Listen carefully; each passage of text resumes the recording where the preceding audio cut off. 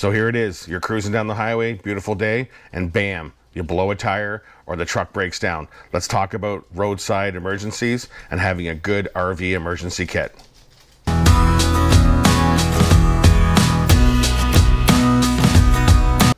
How are you, and welcome to the channel. I wanted to discuss RV emergency kits. You know, beyond the scenic views, behind, the gorgeousness of traveling from, coast to coast and seeing both the US and Canada, we have to be prepared for emergencies. And one of the things that I believe is probably the most important thing to have in your vehicle for emergencies is what I call the core list. So my core list is my socket set, a multi-purpose socket set / tool set in its own case. You've probably seen them where you have a plastic case and they all have the tools in little molded slots. To me, that's the most important thing. It's the most diverse thing that we can have to fix any repairs on the road. Having a good multi-tool like a Gerber or a Leatherman, some kind of multi-tool that you can have on your belt or just have in your glove box and ready to pull out and use if needed. A proper tire changing kit, and I say proper for a very specific reason. When we got our RV, I had all the tools. I had the impact sockets and the impact, cordless, battery operated DeWalt gun to change tires, but the impact sockets, all the correct sizes, didn't fit onto the rims and nuts of my trailer. I had to get a separate socket to make it work.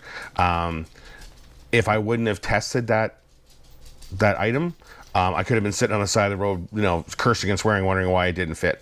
So you gotta, tire changing kit's important.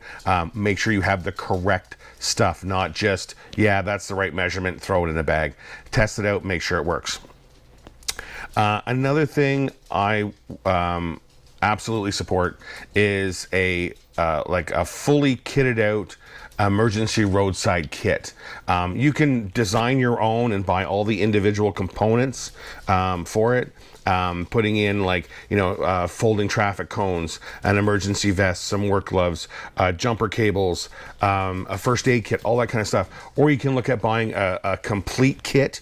You can get it from like eTrailer or Amazon, Camping World, and get a very, some of them are very robust. They got a lot of great stuff in them.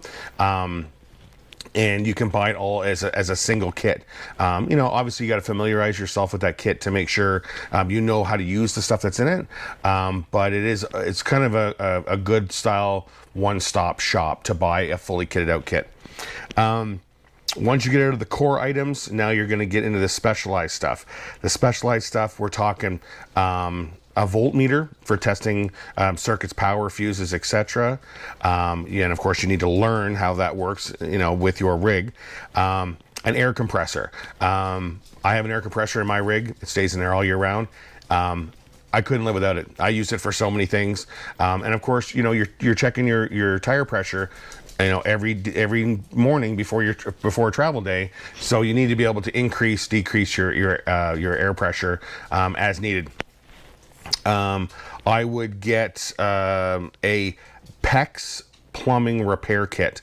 I'll put a link in the comments below to the one that I have, and it's for fixing any of your PEX plumbing within your rig for plumbing and stuff like that. I would definitely have a mix box of different fuses, different 12-volt fuses to be able to use with your rig or your vehicle, and any of the tools that coincide with those items. Another big one for the rig is having a safety and recovery kit.